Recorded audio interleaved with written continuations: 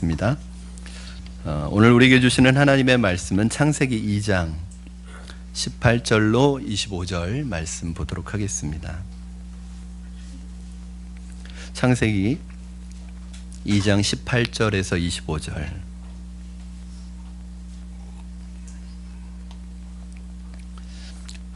저와 여러분 한 절씩 교독하시고 마지막 25절 말씀은 합독해서 하나님 말씀 받도록 하겠습니다. 창세기 2장 18절입니다. 여호와 하나님이 이르시되 사람이 혼자 사는 것이 좋지 아니하니 내가 그를 위하여 돕는 배필을 지으리라 하시니라.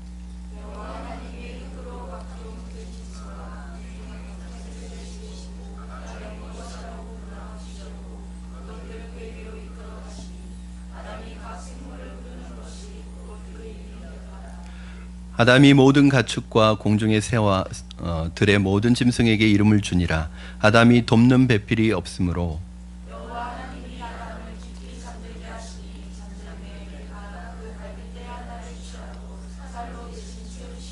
여호와 하나님이 아담에게서 취하신 그 갈빗대로 여자를 만드시고 그를 아담에게로 이끌어 오시니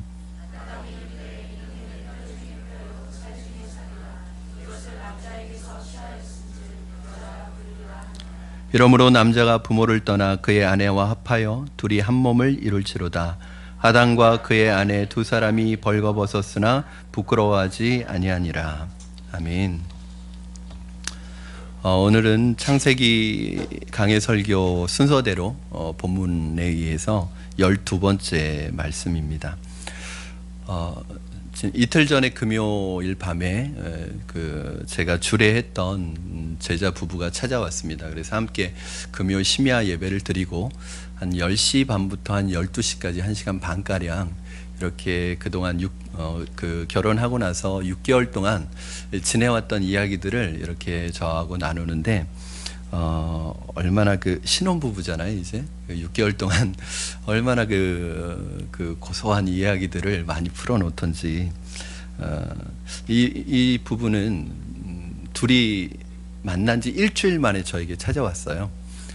일주일 만에 저를 찾아와서 목사님한테 좀 데이트 코칭을 받고 싶다고 그래서 제가 데이트 코칭 자격증이 있는 사람입니다, 여러분. 보통 우리 크리스찬 청년들도 일반 세상 청년들과 데이트하는 문화가 다르지 않아서 사실은 여러 가지 어려움들이 있거든요. 그래서 어떻게 건강하게 데이트를 할 것인지를 이렇게 코칭해 주는 것인데 5번을 만나면서 서로 그 부분을 가이드를 해줍니다.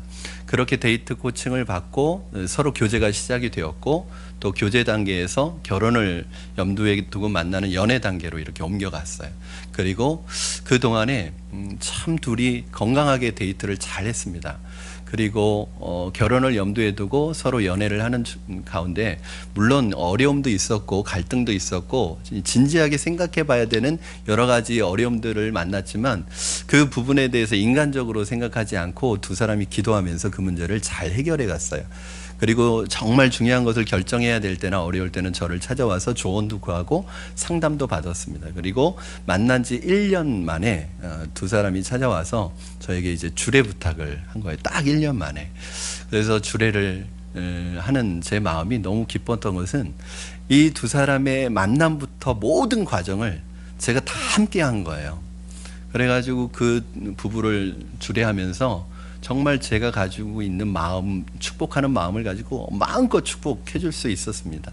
사실 제일 어려운 때가 저는 이제 집사님이나 권사님 친척, 먼 친척 이제 교회는 안 다니는데 이제 교회에서는 목사님 모시고 결혼식은 하고 싶고 그래서 저도 모르고 그분도 저를 모르는데 결혼 부탁, 주례 부탁을 받을 때가 있거든요. 그때는 이제 하긴 하는데 별로 할 말이 없어요. 왜냐면 제가 그분들에 대해서 잘 모르니까. 근데 이렇게 모든 과정을 제가 다 알고 있으니까 정말 거기에 맞는 축복을 해줄 수 있었어요. 그리고 6개월이 지나서 이제 명절이라고 찾아온 거예요. 이런저런 얘기를 나누는데 12시까지 시간 가는 줄 모르고 두 사람의 신혼 이야기를 듣는데 얼마나 그 서로 아껴주고 이해해주고 서로가 서로를 위해서 헌신해주고 하는 그 모습이 너무 기특하고 사랑스러웠습니다. 제가 양육하고 훈련하고 주례해서 부부가 된 제자들이 아름다운 가정을 이루고 주님께서 함께 하시는 행복한 가정을 주님 안에서 함께 세워가는 것을 보는 것만큼 기쁘고 행복한 일은 없습니다. 그런데 제가 확실히 깨달은 것은 무엇이냐면 배운다고 해서 다 실천하는 것은 아니지만 그래도 결혼에 대해서 배우고 훈련하고 준비한 사람들이 훨씬 더 건강한 가정을 세워간다는 것을 알았습니다. 물론 실수할 수도 있지만 그래도 안 배운 것보다는 배워서 결혼을 준비하는, 제가 늘 그러거든요. 결혼식을 준비하지 말고 결혼 생활을 준비해라. 결혼식 딱 하루잖아요. 근데 모든 청년들이 그 하루 있는 결혼식에 모든 걸 올인해요. 결혼식 준비는 뭐 엄청 많이 합니다. 그런데 정작 결혼하고 나서 그 다음부터는 준비가 없어요. 그러니까 힘든 거거든요. 그래서 제가 그런 부분을 도와주고 있는데 오늘 말씀을 보시면 여러분 인류 최초의 결혼식이 등장합니다. 주례는 하나님이셨고 신랑 아담, 신부 하와였습니다. 이렇게 해서 에덴에는 가정이라는 공동체가 처음으로 등장하게 됩니다. 오늘 말씀을 통해서 성경적인 가정의 의미가 무엇이고 특히 부부가 하나님 앞에서 어떤 의미를 가지고 있는지 살펴보려고 합니다. 에덴을 만드시고 이제 모든 것을 준비하신 하나님께서 아담에게 맡기신 첫 번째 미션이 있었어요. 그 첫 번째 미션이 뭐냐면 동물 이름 짓기. 재밌는 미션을 주셨어요. 그런데 여러분, 이름을 짓는다는 건 굉장히 특별한 의미가 있습니다. 왜냐하면 이름을 짓는다는 것은 내가 너를 다스린다, 너를 통치한다는 어떤 주권을 의미하거든요. 자, 하나님께서 창조하시는 모든 만물들 다 이름을 붙여주셨잖아요. 하늘과 빛과 그 다음에 땅과 바다 다 이름을 붙여주셨어요. 그런데 동물들의 이름은 안 붙여주셨어요. 그 동물들의 이름은 누가 붙이게 하셨냐면 아담이 붙이게 하셨어요. 왜 그러셨을까요? 왜 하나님께서 일일이 동물들의 이름까지 붙여주시지 않고 모든 자연 만물의 이름은 하나님이 다 붙여주셨는데 동물들은 아담에게 이름을 붙이라고 하셨을까요? 저는 중요한 의미가 있다고 생각해요. 즉 동물을 이름 지으면서 아담이 그런 생각을 한 거예요. 그런 메시지를 준 거예요. 너희들은 나하고 다르다. 나는 너희하고 달라. 진화론자들이 말하는 것처럼 사람과 동물이 똑같은 게 아닙니다. 동물이 진화해서 사람이 된 게 아닙니다. 동물과 사람은 다릅니다. 여러분, 하나님과 사람은 달라요. 하나님의 형상대로 지음받았지만 사람은 하나님이 아닙니다. 착각하면 안 됩니다. 자기가 하나님이라고 착각하는 사람들이 많아요. 두 번째는 사람은 흙으로 지음받았지만 동물하고는 다른 거예요. 똑같지 않습니다. 영적인 존재입니다. 하나님의 대리자입니다. 그런데 오늘 본문을 보면 전체 본문 전체와 뭘 연결시키고 있냐면 두 가지 이야기가 다 들어가 있어요. 이 한 패러그랩이거든요. 한 단락인데 두 가지 이야기가 섞여 있어요. 하나는 동물 짓는 이야기, 동물 이름 짓는 이야기, 그리고 인류 최초의 결혼식. 그런데 이게 하나의 이야기로 묶여 있어요. 아니, 결혼식 이야기면 결혼식 이야기만 하든지 아니면 동물 이름 짓는 거면 동물 이름 짓는 것만 해야 되는데 이게 샌드위치처럼 연결되어 있습니다. 왜 그랬을까요? 중요한 의미가 있습니다. 우리 18절 말씀 여러분 다시 한번 여러분 읽어주시면 감사하겠습니다. 시작. 여호와 하나님이 이르시되 사람이 혼자 사는 것이 좋지 아니하니 내가 그를 위하여 돕는 배필을 지으리라 하시니라. 아멘. 하나님께서 아담이 혼자 사는 것이 좋지 아니하니 이렇게 말씀하세요. 그동안 하나님께서 모든 만물을 만드실 때마다 끝에 하신 말씀이 뭐예요? 보시기에 좋았더라. 굿, very good. 계속 그렇게 좋다고 하셨거든요. 그런데 오늘 처음으로 하나님이 좋지 않다고 말하는 게 나오는데 그게 뭐냐면 사람이 혼자 사는 것이 좋지 않다고 그렇게 나옵니다. 그렇다면 하나님께서는 왜 동물들을 만드실 때 모든 동물은 한 쌍으로 만드셨는데 사람만, 아담만 왜 혼자 만드셨을까요? 여러분, 아담과 하와가 동시에 만들어진 게 아니라 아담을 먼저 만드시고 오랜 시간이 지난 다음에 하와를 만드셨대요. 왜 그러셨을까요?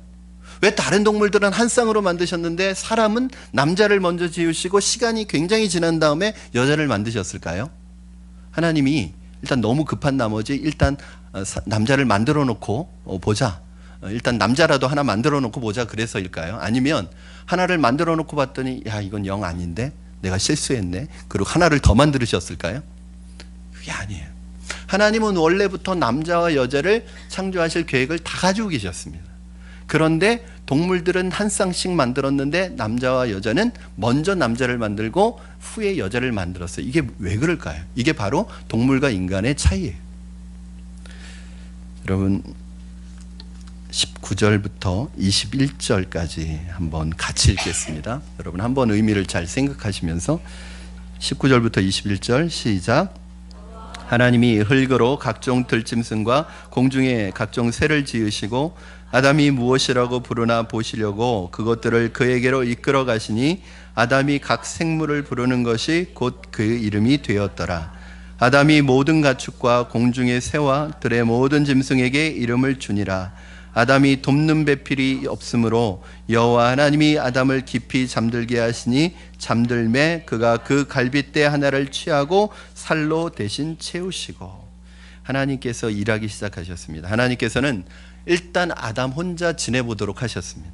얼마나 시간이 지났는지는 모르지만 처음에는 남자는 여자 없이 혼자 지냈습니다. 그래서 처음에는 불편한 것도 몰랐을 것입니다. 왜냐하면 처음부터 혼자였으니까 별로 불편한 걸 몰랐을 거예요. 그런데 지내다 보니까 이상한 게 느껴지기 시작했어요. 그게 뭐냐면 다 모든 동물들은 짝이 있는 거예요. 암수 짝이 있는 거예요. 다 짝짝이 다니는 거예요. 짝을 맺어서 다니고 둘씩 다니는데 자기만 보면 자기는 혼자인 거예요. 아마 아담이 그런 생각이 들었을 것 같아요. 왜 나만 혼자일까? 왜 나만 혼자일까? 여러분 그렇잖아요. 이 동물의 이름을 짓는데 이 동물이 수천 종 아니었겠어요? 그렇죠? 그 동물들의 이름을 짓는데 뭐 한 번 지을 때는 그런 마음이 안 들었어요. 그런데 이 이상한 심각한 상황을 아주 느끼게 된 게 이 동물의 이름을 지으면서거든요. 그렇잖아요. 우리가 보통 이렇게 홀로 지내는 분이 막 커플 하나 지나가면 뭐 부럽다 뭐 이 정도인데 계속 지나가. 그러면 꼴 보기 싫잖아요. 그래서 집에서 안 나올 수 있잖아요. 보기 싫어서. 근데 이 아담은 벌써 수천 종의 그 암수 한 쌍을 보면서 이 깊이 그런 생각이 들었어요. 야, 왜 두 가지 마음이 들었을 거예요. 왜 나만 혼자일까? 그리고 또 하나는 나도 짝이 있었으면 좋겠다. 성경에는 그런 말이 안 나옵니다. 그러나 미루어 짐작하는 거예요. 예, 왜냐하면 하나님께서 이 아담과 하와를 연결시켜 주기 전에 동물 이름을 의도적으로 짓게 했다는 거예요. 그 생각이 들 때, 아담이 그것을 느꼈을 때 하나님께서 아담을 잠들게 하시고 아담의 갈빗대를 취해서 여자를 만들었다고 말씀하고 있었습니다. 아담으로 하여금 동물의 이름을 짓도록 하신 것은 하나님의 의도이고 계획이었습니다. 여러분 다시 한번 질문해 볼까요? 왜 하나님께서는 어차피 여자를 만드실 텐데 처음부터 한 쌍으로 만들지 않으시고 시간차를 두고 여자를 나중에 만드셨을까요? 바로 아담으로 하여금 상대방에 대한 어떤 절실함, 필요성, 간절함, 그리움을 갖게 한 다음에 바로 하와를 주신 거죠. 이게 동물과 다른 것입니다. 남자와 여자, 부부로서의 만남은 단순히 동물처럼 생식이 목적인 만남이 아닙니다. 바로 인격적인 만남입니다. 하나님께서 먼저 남자가 혼자 지냄으로써 얼마나 나에게 여자가 필요하고 여자가 없는 자기 자신이 얼마나 부족하고 허전한지 철저히 깨닫게 하기 위해서 여자 없이 남자만 살아보게 하신 것입니다. 가끔 그래서 남자들 혼자 살아봐야 돼. 그래야지 여자가 얼마나 필요하고 아내가 얼마나 필요하고 아내가 얼마나 소중한 존재인지 알 수 있습니다. 오늘 설교는 사실은 우리 남자 집사님들에게는 제가 그 점수를 잃을 각오를 하고 하는 것입니다. 아마 오늘 설교를 하고 나면 우리 여자 집사님들에게는 제가 인기가 조금 올라갈 것 같아요. 근데 오늘 남자 집사님들에게는 제가 욕먹을지도 모릅니다. 그럼에도 불구하고 우리가 말씀이기 때문에 그대로 선포하는 것이고요. 제가 부탁드릴 게 있어요. 오늘 이 말씀은 누구 한 사람에게 하는 것도 아니고 우리 남자분들에게만 하는 게 아니라 우리 부부들 또 모든 결혼을 준비하고 또 결혼 이미 했거나 또 결혼 아내 그 아이들 자녀들을 결혼시킬 모든 분들에게 다 해당됩니다. 이게 원리니까요. 그래서 부탁드리고 싶은 것은 우리 모든 분들이 하나님의 말씀으로 들으셨으면 좋겠고, 이건 김 목사 개인의 생각이 아닙니다. 그리고 또 하나는 오늘 이제 내용이 어떻게 보면 남자분들에게 더 제가 많은 이야기를 할 거예요. 그런데 제가 부부 학교나 어떤 결혼 예비 학교를 하고 나면 조금 문제가 생기는 게, 그걸 하고 나면 더 싸워요. 왜 그러냐면 이제 그걸 배워서 가서 자꾸 남편에 이렇게 하라고 그랬잖아 목사님이, 또 목사님이 아내가 이렇게 하라고 그랬잖아, 막 자꾸 이렇게 얘기해서 또 싸워요. 절대 그러시면 안 됩니다. 오늘 여자분들에게 부탁드릴 것은 들으시고 남편에게 아무 말도 하지 마세요. 그냥 가만히 계세요. 모른 척하고 계세요. 남편분들은 하나님의 말씀으로 이렇게 받으셨으면 좋겠습니다. 여러분, 아멘. 남자분이 하셔야 되는데 우리 남자분들 아멘 해주시면 감사하겠습니다. 하나님께서 먼저 남자가 혼자 지내므로 여자가 필요하다는 것을 느끼게 한 거예요. 저는 우리 청년들에게도 그러고 성도님들에게 가끔 질문을 합니다. 사람의 결혼 정년기가 언제냐? 제가 청년이었을 때는 한 20대 중반, 20대 후반 이 정도였습니다. 근데 지금은 아마 20대 후반도 빠른 것 같아요. 보통 30대 초반, 30대 중반도 결혼을 합니다. 그리고 30대 후반도 있습니다. 여러분이 보시기에는 어떤 때가 결혼의 정년기입니까? 아마 우리 부모님 입장에서는 우리 아이가 아직 결혼 정년기를 넘어서 지금 불안해서 막 마음이 조급한 분들 계실 거예요. 그런데 결혼 정년기는 나이가 아닙니다. 30대 중반이 되었어도 30대 후반이 되었어도 아직 상대방에 대한 필요함과 간절함과 절실함과 소중함을 모르는 사람은요, 결혼하면 안 됩니다. 원래는. 왜냐하면 불행해집니다. 결혼이란 남자가 여자를 받아들일 준비가 되어 있을 때 하는 것입니다. 영적으로, 정신적으로, 육체적으로 여자들을 받아들일 준비가 되어 있지 않았을 때 결혼하면 문제가 생깁니다. 하나님은 남자를 먼저 만드시고 오랜 시간 여자를 기다리고 사모하게 하셨습니다. 왜냐하면 여자는 너무나 소중한 존재이기 때문에 그렇습니다. 하나님은 여자를 만드실 때 남자하고는 다른 방법으로 만드셨어요. 특별한 배려를 가지고 만드셨습니다. 그러나 죄를 지은 인간은 이렇게 아름답게 만들어진 여자를 너무나 비인격적으로 취급합니다. 여자를 물건처럼 취급하는 경향이 우리 사회에, 그리고 전 세계의 종교와 문화 속에 광범위하게 퍼져 있습니다. 사랑하는 남편 여러분, 아내를 소중하게 여기시기 바랍니다.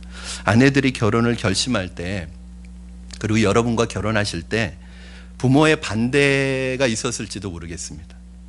힘들지만, 아무것도 없지만 그 아무것도 없는 나를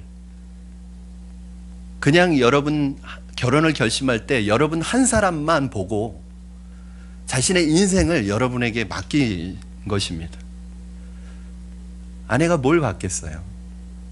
시댁도 있었을 것이고 여러 가지 어려운 난관들도 많았지만 그 모든 어려움을 뚫고 여러분과 결혼하고 여러분에게 시집 온 것은 여러분 한 사람을 믿고 여러분의 인생을, 자신의 인생을 맡긴 것입니다. 그렇잖아요. 여자나 남자나 결혼을 잘해야 정말 행복하잖아요.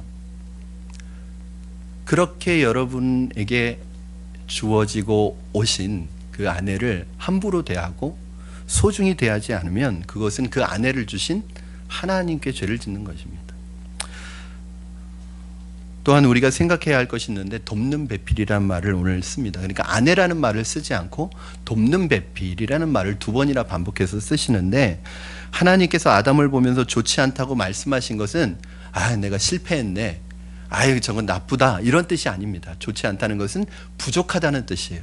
즉 미완성이구나, 이런 뜻이에요. 즉 남자는요 여자를 통해서 완성이 됩니다.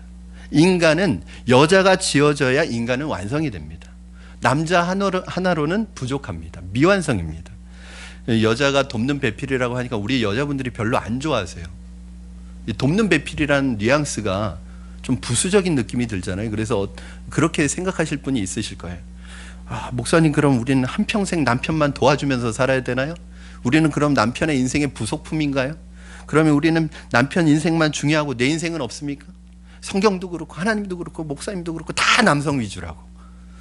여러분 그렇지 않습니다. 이 돕는 배필의 의미를 잘 모르시기 때문에 그렇게 말씀하시는 거예요. 여러분 돕는 배필이라는 뜻은 무슨 뜻이냐면 약한 부분을 채워서 완전한 존재로 만드는 협력자라는 뜻을 가지고 있습니다. 여러분 이게 굉장히 중요해요. 자, 이 표현은 누구에게, 돕는 자라는 표현을 누구에게 주로 쓰죠? 성령님, 하나님. 다윗의 시편에 보면 이런 표현이 많습니다. 주가 나의 도움이시라. 주는 나의 도움이 되십니다. 주께서 나를 도와주십니다.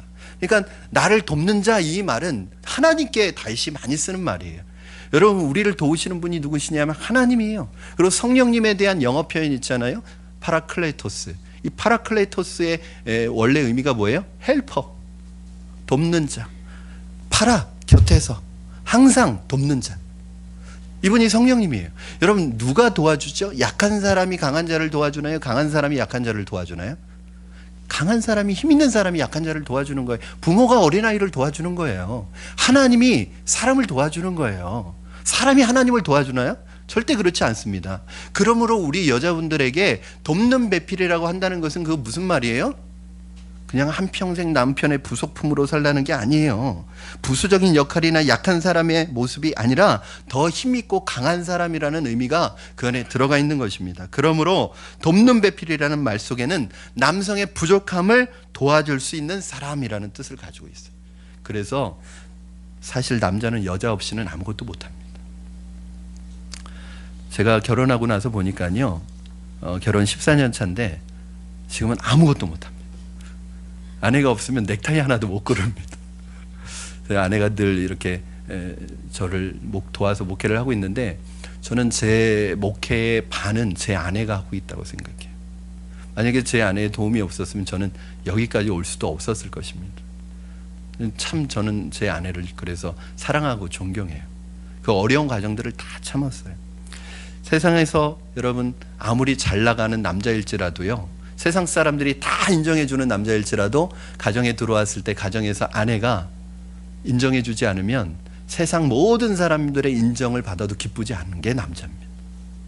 그러나 세상에서 아무리 고달프고 힘들고 다른 사람에게 인정받지 못한다고 하더라도 아내가 당신 최고야, 당신 밖에 없어, 난 당신을 존경해, 이러면 그 어떤 사람의 인정을 못 받아도 세상을 다 얻은 것 같은 힘을 얻는 게 남자입니다.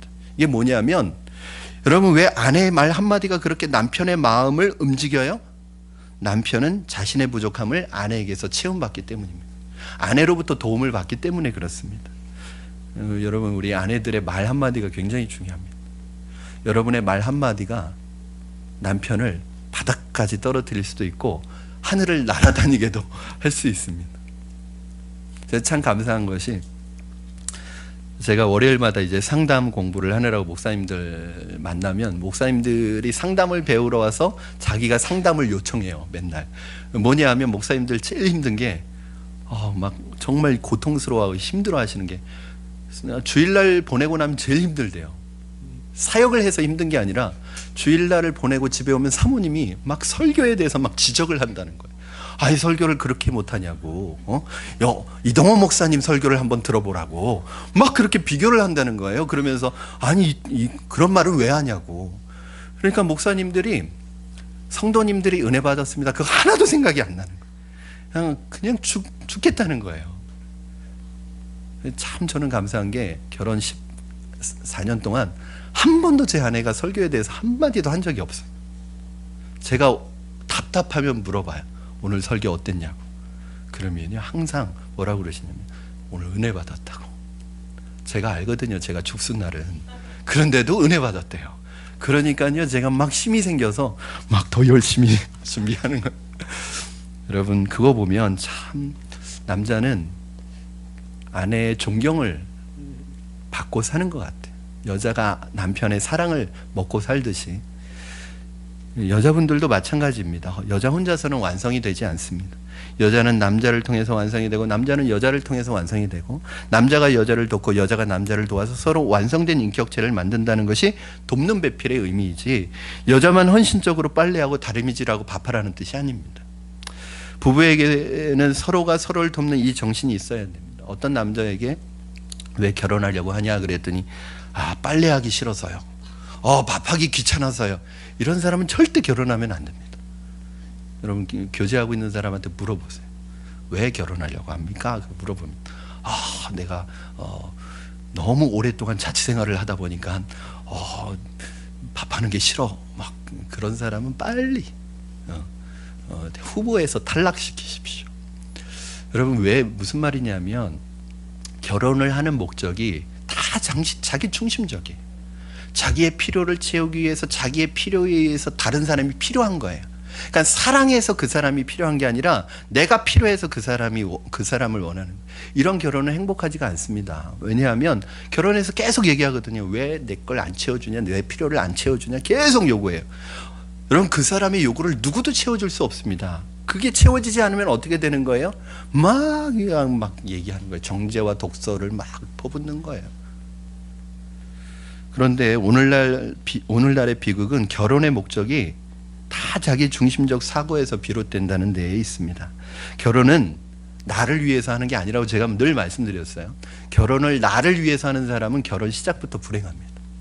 그럼 결혼 왜 하는 거예요? 상대방을 위해서 하는 거예요. 상대방을 사랑해서 상대방을 위해서 돕는, 상대방의 필요를 돕고 상대방에 대해서 헌신하기 위해서 결혼하는 거예요. 왜? 사랑하기 때문에. 에베소서 5장 28절 29절 여러분 한번 읽어주시기 바랍니다. 이게 뭐냐 하면 남자의 사명이에요. 우리 남자 집사님들만 한번 읽어볼게요. 읽어봅시다. 우리 남자 집사님들만 시작. 이와 같이 남편들도 자기 아내 사랑하기를 자기 자신과 같이 할지니 자기 아내를 사랑하는 자는 자기를 사랑하는 것이라. 누구든지 언제나 자기 육체를 미워하지 않고 오직 양육하여 보호하기를 그리스도께서 교회에게 함과 같이 하나니. 여러분 남자의 가장 큰 사명은 무엇입니까? 사업에 성공하는 게 아닙니다. 세상에서 성공하는 게 아닙니다. 사업 잘하는 게 아니에요. 돈 많이 벌어가지고 오는 게 남자의 사명이 아닙니다. 남자의 가장 큰 사명은 뭐냐면 아내를 보호하고 양육하는 것입니다. 아내를 양육하고 보호해서 풍성한 삶을 살게 하는 사람에게는 회장보다 사장보다 더 큰 상급이 주어집니다. 여러분 세상에서 성공하고 사장이 되고 회장이 되는 게 위대한 사람이 아니라 아내를 보호하고 양육하는 남자가 위대한 남자입니다. 하나님이 남자를 먼저 만드셔서 여자를 받아들이게 하신 것은 큰 의미가 있습니다. 그것은 여자가 단순히 생식의 도구나 성적 대상이 아니라는 것입니다. 모든 가정의 위기는 아내를 잘못 생각하고 잘못 다루는 데서 비롯됩니다. 만일 아내를 하나님이 창조하신 그대로 대하기만 한다면 그 가정은 천국으로 바뀔 것입니다. 여자가 없으면 남자는 미완성입니다. 의미가 없습니다. 남자를 먼저 만드신 후에 여자를 돕는 배필로 만드신 이유는 바로 남자들이 이것을 느끼게 하기 위한 것입니다. 오늘 세 번째로 하나님께서 여자를 만드시는 것을 보면 참 놀라운 재밌는 일이 있습니다. 여자와 남자가 재료가 달라요. 남자는 흙으로 만들었습니다. 그런데 여자는 남자로 만들었습니다. 훨씬 더 좋은 재료로 만들어졌습니다. 왜 여자분들이 남자보다 이쁜지 아시겠죠? 남자는 흙으로 만들어서 좀 거칠어요. 근데 여자는 남자의 갈비뼈로 만들어서 이쁩니다. 남자는 1차 가공품이라고 한다면 여자는 2차 가공품이. 여자는 남자의 갈비뼈로 만들어졌다고 말하는데 그건 뭐냐면 다르다는 거예요. 여러분 어떤 분이 그런 책을 썼더라고요. 금성에서 온 남자, 화성에서 온 여자. 왜 서로 다른 별에서 왔을 정도로 틀린 거예요. 그러니까 이게 서로 만나면요. 한국 사람인데 대화가 안 통해요. 남자와 여자가. 왜냐하면 다른 별의 언어를 쓰고 있어요. 근데 그 언어를 알면 통역을 할 수 있으면 싸울 일이 없거든요. 근데 대화가 안 돼서 싸우는 이유는 서로 다른 언어를 쓰고 있어서 그래요. 그 정도로 달라요. 언어만 다른 게 아니라 모든 게 달라요. 생각도 달라요. 이걸 인정하고 받아들여야 됩니다. 왜냐하면 재료가 달라요. 오늘 여자를 만드시는 과정을 성경은 이렇게 소개하고 있습니다. 21절, 22절 여러분 한번 읽어주세요. 시작. 여호와 하나님이 아담을 깊이 잠들게 하시니 잠들매 그가 그 갈빗대 하나를 취하고 살로 대신 채우시고 여호와 하나님이 아담에게서 취하신 그 갈빗대로 여자를 만드시고 그를 아담에게로 이끌어 오시니. 아멘. 여기 진짜 여자를 만드실 때 하나님이 갈빗대로 만드셨을까요? 남자의 갈빗대로?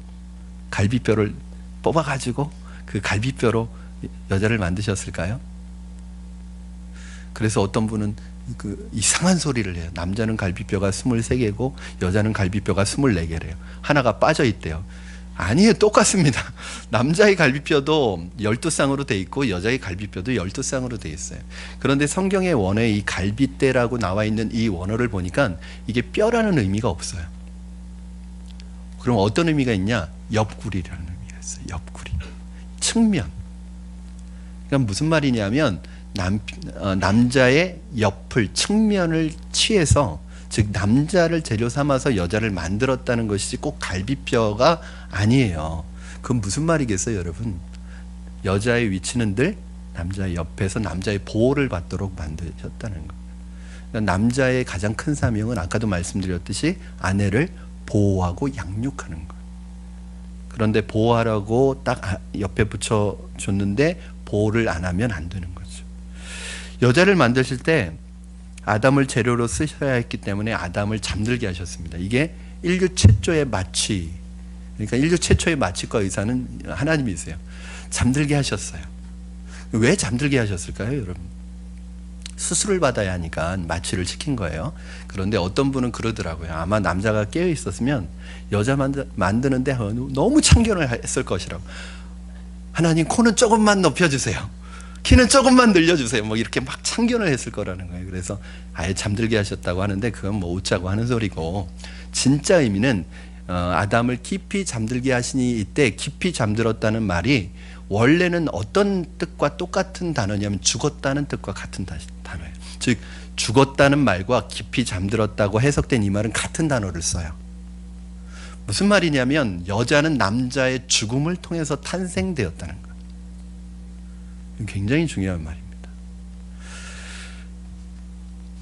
하나님께서 왜 이 수술을 하셨습니까? 앞으로 올 모든 세대의 다른 남자들에게 이 교훈을 주시기 위함입니다. 여자를 제대로 만들려면, 아내를 제대로 만들려면 네가 한번 크게 죽어야 된다.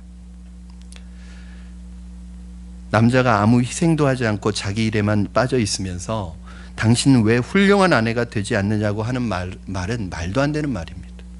훌륭한 아내를 요구하기 이전에 자기의 중요한 부분을 자기가 칼로 잘라내야 되고 도려내야 되고 수술해야 됩니다. 그 중요한 부분이 무엇일까요? 아마 다 다를 것이에요. 어떤 분은 사회적인 야망일 거예요. 야망 포기해야 됩니다. 아내를 위해서라. 자기의 취미생활 포기해야 합니다. 삶의 목적도 바꾸고 인생도 바꿔야 합니다. 여러분의 삶의 목적과 인생의 목적을 이루는 도구가 아닙니다, 여자는. 아내는 어떨 때 정말 아름다운 아내가 되냐면 내가 내 중요한 것을 포기할 때, 그것이 죽을 때 아내는 아름다운 아내가 되는 것입니다. 제가 알고 있는 어떤 한 젊은 커플은 하루 종일 아내가 이렇게 기다리고 있는데 남편이 퇴근만 하면 밥 얼른 먹고 워낙 농구를 좋아해서 농구하러 나가버려요. 그리고 그 길거리에서 그 농구 골대에서 한참 농구하고 와서 막 땀 흘리고 와서 샤워하고 잠자버려요. 하루 종일 아내는 남편을 기다렸는데, 아내는 밥 해놓고 남편을 기다리고 있는데 와서 밥 먹고 자기 방에 들어가서 게임만 열심히 합니다. 그러면서 아내가 훌륭해지기를 기대하는 것은 말도 안 되는 것입니다. 아내가 아내다워지고 훌륭한 아내가 되기 위해서 남편이 죽어야 합니다. 남편이 죽으면 가정에 천국이 옵니다. 진짜로 죽지는 마십시오. 포기해야 된다는 거예요. 여러분, 나의 것을 포기해야 돼요. 남편들이요, 자기 걸 포기하잖아요. 그러면서 아내에겐 다 포기하래요. 죄송합니다. 이거 우리 남자 집사님들한테 제가 이건 뭐 제 말이 아니라 하나님의 말씀으로 들으십시오. 나의 것에 칼을 대야 합니다. 잘라내야 합니다. 내가 중요하게 생각하는 것이 먼저 죽음을 경험해야 합니다. 아내를 탓하지 마십시오. 내가 죽지 않았기 때문입니다. 남자가 죽을 때 여자가 살아나는 것입니다. 여자는 이렇게 고귀하고 사랑스러운 존재입니다. 남편 된 남자들은 여자인 아내에게 최선을 다해서 죽으시기를 주님의 이름으로 축원합니다. 감사합니다, 집사님. 아멘 해주셔서 자신 있다는 거죠, 우리 집사님. 우리 민 집사님. 근데 저는 우리 교회 집사님들이 너무 애처가시라 사실은 이 설교를 그래도 마음 놓고 할 수 있는 거예요. 오늘 마지막으로 23절, 25절에는 인류 최초의 결혼식을 보여주고 있는데, 이 결혼식이 왜 중요한가? 앞으로 오는 모든 세대의 인간들의 결혼식의 모델이 되기 때문입니다. 그래서 하나님께서 이 이야기를 이렇게 많은 지면을 할애하면서 모세에게 기록하게 하신 것이, 자, 아담과 하와의 결혼식을 들여다보겠습니다. 자, 하나님께서 하와를 지으시고 하와의 손을 잡고 누구에게로 이끌어 오시냐면 아담에게로 이끌어 오셨다고 말씀하고 있어요. 저는 이 부분을 보는데 그런 장면이 떠오르는 거예요. 결혼식장에 아버지가 딸의 손을 딱 잡고 이렇게 사위에게로 이렇게 건네주는 그런 장면이 자꾸 떠오르는 거예요. 그리고 그 사위인 이 아담이 그 손을 건네받고 뭐라고 얘기하냐면 인류 최초의 사랑 고백을 합니다. 자, 우리 한번 같이 들어볼까요? 23절 같이 읽겠습니다. 시작. 아담이 이르되 이는 내 뼈 중에 뼈요 살 중에 살이라. 이것을 남자에게서 취하였은즉 여자라 부르리라 하니라. 여러분, 이게 내 뼈 중에 뼈요 살 중에 살이로다, 이 말이 무슨 뜻이냐면 나의 가장 소중한 당신이요, 이런 뜻이에요. 진짜로요. 내 뼈 중에 뼈요 살 중에 살이라는 건 당신은 나하고 다른 사람이 나 자신이라는 거예요. 그래서 아내를 사랑하는 사람은 자기를 사랑하는 사람, 내 아내를 사랑하지 않는 사람은 자기를 사랑하지 않는 거예요. 남자가 여자에게 바치는 최초의 인류 사랑 고백입니다. 여기에서 모세가 결혼의 대원칙을 선포합니다. 24절 같이 읽겠습니다. 시작. 이러므로 남자가 부모를 떠나 그의 아내와 합하여 둘이 한 몸을 이룰지로다. 여기서 중요한 것은 무엇입니까? 결혼은 하나님이 세우신 가장 중요한 제도입니다. 결혼은 하나님의 법도입니다. 예수님께서는 여기에 덧붙여서 뭐라고 말씀하시냐면 하나님께서 짝지어 주신 것을 사람이 나누지 못할 것이라고 말씀하십니다. 결혼은 감정의 문제나 애정의 표현이 아닙니다. 이것은 하나님이 정하신 법도입니다. 그러므로 사람이 스스로 인위적으로 나누지 못하고 나누어서도 안 됩니다. 결혼에 있어서 하나님을 빼버리니까 결혼은 행복이 아니라 고통이 되는 것입니다. 모든 제품에는 매뉴얼이 있습니다. 그 매뉴얼을 잘 읽어야 그 제품을 잘 다룰 수 있고 그 제품의 고장을 방지할 수 있습니다. 여러분, 결혼에도 매뉴얼이 있습니다. 결혼에 청사진이 있습니다. 그 청사진 매뉴얼이 무엇이에요? 성경입니다. 하나님이십니다. 그러나 사람들은 결혼의 매뉴얼, 결혼의 청사진을 버리고 결혼이라는 이 제도를 자신의 욕심에 따라서, 자신의 정욕에 따라서 마음대로 사용하다 보니까 결혼을 통해서 주시고자 하셨던 하나님의 계획과 축복은 다 사라지고 고통과 상처만 가득한 제도가 되어버렸습니다. 그러므로 결혼의 정신, 결혼의 원래 의미를 회복해야 합니다. 그래야 부부관계가 회복이 되고 가정이 회복이 되고 사회가 회복이 됩니다. 결혼은 하나님이 제정하신 것입니다. 하나님이 여자를 아담에게로 이끌어 오신 것이 결혼입니다. 저는 우리 청년들에게 가끔 그 말을 하는데 안 믿더라고요. 다 하나님이 예비하신 짝이 있다고. 그러니까 너무 불안해하지 말고 두려워하지 말고 기다리라고. 다 짝이 있다고. 하나님께서 이끌어 오신다고. 무슨 말이에요? 결혼은 하나님이 간섭하시는 거예요. 하나님이 이끌어 오시는 게 결혼입니다. 그런데 이 세상 사람들은 자기들끼리 길거리에서 눈 맞아서 결혼합니다. 그리고 그것을 사랑이라고 말합니다. 문제는 결혼은 사랑 없이는 할 수 없는 것이지만 사랑만 가지고 되는 것은 아닙니다. 왜요? 그 사랑은 오래가지 않습니다. 그 인간적인 이성적인 사랑 오래가지 않습니다. 제가 이제 데이트 코칭하면서 그런 말, 그거는요 결혼하고 딱 1년, 많이 가야 1년. 그리고 빨리 이성적인 사랑은 6개월 정도면 없어진대요. 그럼 왜 그 사랑이 막 결혼 전에는 그렇게 불같이 일어나요? 그거는 하나님이 결혼에 꼬린시키기 위한, 결혼에 통과하기 위한 그런 열정을 주시는 거래요. 그러면 결혼하고 나서는 다른 사랑이 필요한 거예요. 이성적인 사랑, 감각적인 그런 사랑이 아니라 더 깊이 있는 하나님 안에서의 사랑이 필요한 거예요. 그래서 부부 사이에는 누가 있어야 되냐면 하나님이 계셔야 돼요. 결혼에 있어서 중요한 원리가 뭐냐면 바로 두 사람 사이에 하나님이 계셔야 하는 거예요. 남편과 아내 사이에 예수님이 계셔야 합니다. 제가 이제 그런 표현을 하거든요. 이렇게 삼각형이 있잖아요, 여러분. 그러면 이 꼭대기 하나님이 계시고 남자와 여자가 이 사이드에 있어요. 그러면 이 남자와 여자가 더 가까이 친밀해지는 방법은 뭐냐면 하나님을 향해서 올라가면 올라갈수록 남자와 여자는 더 가까워져요. 더 친밀해져요. 그러나 하나님을 찾지 않으면 남자와 여자는 점점 거리가 멀어지고 거리가 좁혀지지 않습니다. 혹시 여러분 우리 부부 사이에 하나님이 계신가요? 인간은 마치 못이 가득 담긴 자루와 같습니다. 이런 자루에다가 못을 가득 담았어요. 여러분 그럼 어떻게 될까요? 못이 막 삐져나오겠죠. 그리고 못이 서로를 막 찌르겠죠. 이게 인간입니다. 그럼 방법은 무엇입니까? 이 자루에다가요 스펀지를 막 꽉꽉 채워놓는 거예요. 스펀지를 군데군데 다 넣어놓는 거예요. 그러면 그 못의 날카로운 부분을 이 스펀지가 다 감싸주고 서로 찔리지도 않고 이 못이 바깥으로 삐져나오게도 하지 않는 그 역할, 완충제 역할을 이 스펀지가 해요. 그게 누구예요? 그게 하나님이세요. 그게 예수님이세요. 여러분 부부 사이에 하나님이 계신 게 왜 중요해요? 완충제 역할을 한단 말이에요. 부부 사이에 어떻게 갈등이 없을 수 있겠어요? 서로 다른데. 갈등이 있는 건 문제가 안 됩니다. 갈등이 없는 부부 있으면 나와보라고 그래요. 갈등은 다 있습니다. 문제는 그 갈등이 상처가 되고 아픔이 되는 거예요.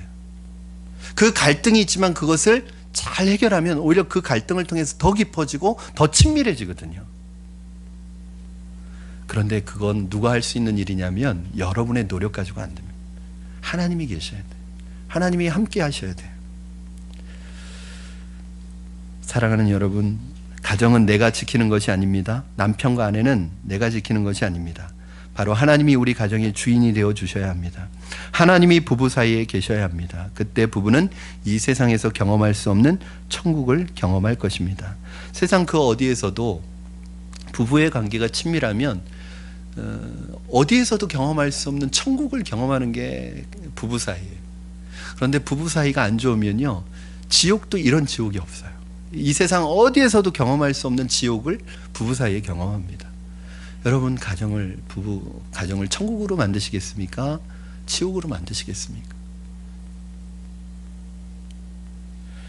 말씀을 정리합니다.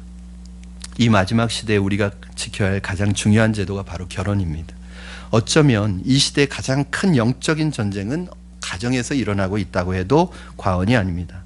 사탄은 이 시대에 가장 집중적으로 결혼 제도와 이 가정을 공격하고 있습니다. 왜냐하면 하나님이 처음으로 만드신 제도인 결혼과 가정을 깨트리면 이 사회는 금방 망가지기 때문에 그렇습니다. 모든 사회 문제는 다 가정에서 나오는 것이기 때문에 그렇습니다. 그러므로 여러분 주님의 이름으로 부탁드립니다. 가정을 소중하게 여기시고 가정을 지키시고 남편은 아내를 사랑해 주시고 아내는 남편을 존경해 주셔서 여러분의 가정이 주님이 주인 되시고 주님이 다스리시고 주님께서 간섭하시는 가정 천국이 저와 우리 성도님들 가정에 이루어지기를 주님의 이름으로 부탁을 드립니다. 여러분 그것이 오늘 이 시대에 우리에게 주신 하나님의 사명인 것을 기억하시고 특별히 오늘 여러분 남편 되시는 분들 마음속에 정말 아내에 대한 사랑하는 마음과 소중히 여기는 마음이 생겼으면 좋겠어요. 한번 생각해 보세요. 여러분 아내가 나에게 시집 올 때 누구 믿고 왔겠어요? 나 한 사람 믿고. 아내에게는 그러니까 여자들이요 결혼할 때 계속 망설인대요. 그러니까 여자들은 날짜 정해지고 결혼식장 들어가기 전까지도 내가 이 결혼을 해야 되나 계속 망설인다는 거예요. 왜요? 불안하고 두려운 거예요. 그게요 결혼하고 나서도 2년 동안 지속이 돼요. 2년이 지나고 나서 제 아내가 그러더라고요. 당신과 결혼해서 2년 동안 지내오면서 내 마음의 상처가 치유가 됐다. 여러분 그런 거예요. 그 아내를 소중히, 아내는 재료가 다르잖아요. 질그릇같이 깨질 수 있단 말이에요. 그러니까 소중히 다뤄주셔야 돼요. 보물처럼 다뤄주셔야 돼요. 그러면 그런 아내가 있는 가정이 천국까지 변합니다. 그런 아내가 여러분 존경합니다. 이것이 우리 이 시대의 사명인 것을 여러분 기억하시고 남자와 여자는 혼자로서 완전할 수 없고 하나가 될 때 완성체가 된다는 것을 기억하시고 오늘도 여러분 가정이 하나님 나라의 통로가 되기를 주님의 이름으로 축원합니다. 우리 이 시간에 같이 찬양하실 텐데 이 찬양을 부르실 때는 한번 우리 가정을 생각하시면서 또 우리 남편과 아내를 좀 생각하시고 또 우리 자녀들 생각하시면서 좀 하나님 앞에 감사했으면 좋겠습니다. 하나님께서 우리에게 이런 가정을 주셨어요. 우리 자녀들 주셨어요. 그렇죠? 그리고 남편을 주시고 아내를 주셨어요. 좀 특별한 감사의 고백을 했으면 좋겠습니다. 우리 감사해요 깨닫지 못했었는데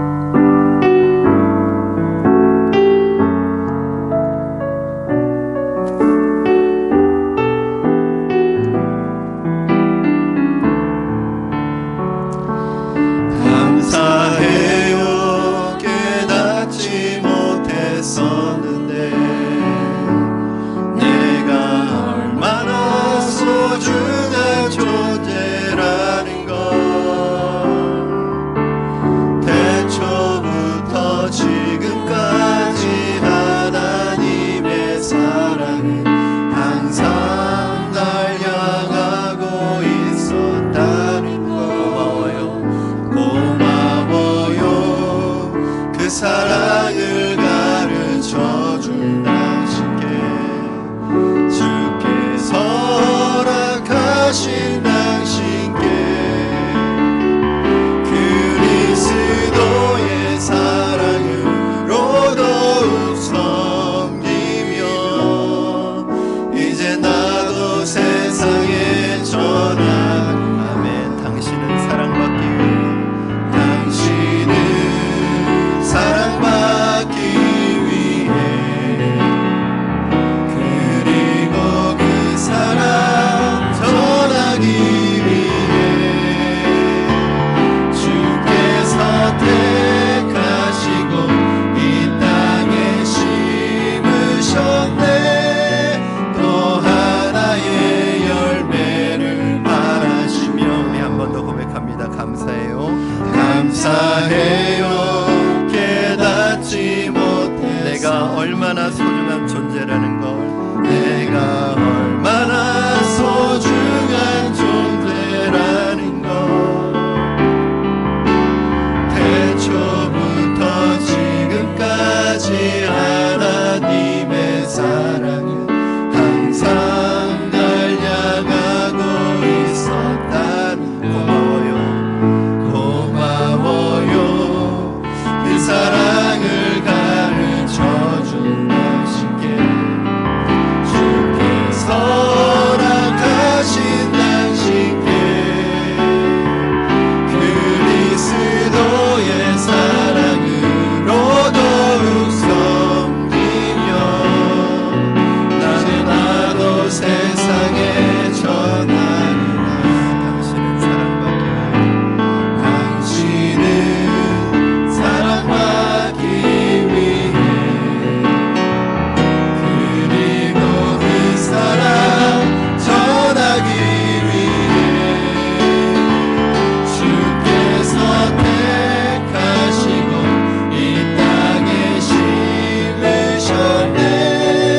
또 하나의 열매를 바라시며 우리 이 시간에 같이 함께 주신 말씀 가지고 합심해서 기도하겠습니다. 기도하실 때 하나님 우리 가정을 축복하여 주시옵소서. 하나님 우리 자녀들을 축복하여 주시옵소서. 우리 부부를 축복하여 주시옵소서. 하나님 우리는 혼자 존재할 수 없는 하나님 그런 연약한 자임을 깨닫고 서로가 서로에게 하나가 되어주는, 서로가 서로를 완성시켜주는, 서로가 서로에게 날개가 되어주는 그러한 존재가 되게 하여 주시옵소서. 특별히 하나님 우리 가정에 하나님 어떠한 갈등이 그것이 아픔과 상처로 우리에게 다가오는 것이 아니라 오히려 주님 안에서 기도하며 더 깊은 주님의 친밀한 가운데로 나아가게 하는 통로가 되게 하여 주시옵소서. 하나님 우리 가정 하나님이 다스려 주시고 하나님이 통치해 주셔서 내가 내 가정의 주인이 아니라 하나님이 이 가정의 주인이심을 깨닫고 주님께 맡김으로 말미암아 우리 모든 성도들의 가정에 하나님의 나라가 임하는 임하게 하시고 천국이 임하게 하여 주셔서 이 세상 어디에서도 경험할 수 없는 기쁨과 감사와 행복이 우리 가정에서 경험되어지는 가정 될 수 있게 해달라고 우리 그렇게 하나님 앞에 기도하며 간구하며 나아가도록 하겠습니다. 기도하겠습니다. 살아계셔서 역사하시는 하나님 아버지, 하나님 축복하소서. 아버지 하나님 역사하여 주시옵소서. 하나님 그리스도가 우리를 통하여 나타나게 하여 주시옵소서. 무엇보다도 우리 가정을 회복시켜 주시고 우리 가정이 하나님의 아버지 하나님의 나라가 임하는 장소가 되게 하시고 하나님의 뜻이 이루어지는 곳이 되게 하여 주시옵소서. 아버지 가정의 아픔과 가정의 고통으로 인하여 하나님 서로가 상처가 되지 않게 하여 주시고 아픔을 주지 않게 하여 주시고 서로가 서로 안에서 믿음으로 세워가는 관계가 되게 하시고 하나님께서 우리 가정의 주인 되어 주셔서 하나님의 다스림과 하나님의 통치와 하나님의 은혜를 경험하는 가정이 될 수 있도록 주님 축복하여 주시고 역사하여 주시고 인도하여 주시옵소서. 기름 부어 주시옵소서. 우리 다시 한번 기도하실 때 우리 남편들은 그렇게 기도했으면 좋겠습니다. 하나님 그리스도께서 교회를 위하여 자기 목숨을 버리신 것처럼 하나님 아내를 사랑할 수 있게 하여 주시옵소서. 아내들은 그렇게 기도했으면 좋겠습니다. 하나님 교회의 머리가 주님이신 것처럼 하나님 가정의 머리로 남편을 세워주셨는데 그 남편을 하나님 정말 주님의 이름으로 돕는 자가 되게 하시고 하나님 그 남편의 부족함을 채우는 자가 되게 하시고 남편을 세우는 자가 되게 하시고 남편을 완성시켜가는 아내가 될 수 있게 하여 주시옵소서.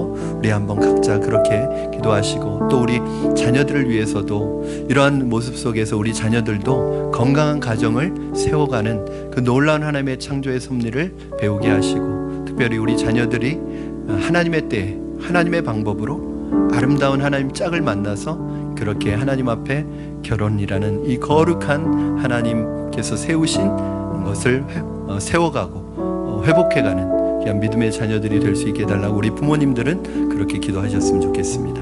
우리 같이 합심해서 다시 한번 기도하겠습니다. 살아계셔서 역사하시는 하나님 아버지, 우리 안에 내가 죽게 하여 주시고 내가 먼저 죽음을 경험하게 하여 주시고 그래서 아내를 하나님 보호하고 아내를 지키며 아내를 사랑할 수 있도록 주님 도와주시옵소서. 아버지 하나님께서 하나님 특별히 하나님 우리 자녀들을 축복하여 주셔서 하나님의 때에 하나님의 방법으로 하나님이 정하신 사랑과 아름답게 만나 가정을 하나님 아버지에 세울 수 있도록 축복하여 주시옵소서. 우리 성도들의 모든 가정이 회복과 치유와 하나님의 은혜를 경험하는 축복의 통로가 될 수 있도록 도와주시고 역사하여 주시옵소서. 하나님 감사합니다. 우리에게 남편을 주시고 아내를 주시고 자녀를 주셔서 믿음의 가정을 하나님 세우게 하시니 감사합니다. 그 가정이 하나님의 다스림을 경험하는 축복의 통로가 되게 하시고 하나님의 나라를 경험하는 장소가 되게 하여 주시옵소서. 하나님 서로가 서로의 부족함을 인정하고 서로가 서로를 채워가며 완성시켜가는 하나님 그리하여 결혼을 통해서 우리가 주님 안에서 믿음의 성장과 성숙을 이루어가는 복된 가정 될 수 있도록 축복하여 주시옵소서. 우리의 에스라에 있는 자녀들 하나님의 때에 하나님의 방법으로 하나님께서 정하신 사랑과 만나 아름다운 가정을 이룰 수 있도록 주님 간섭하여 주시고 도와주시옵소서. 감사하며 예수님의 이름으로 기도합니다. 아멘.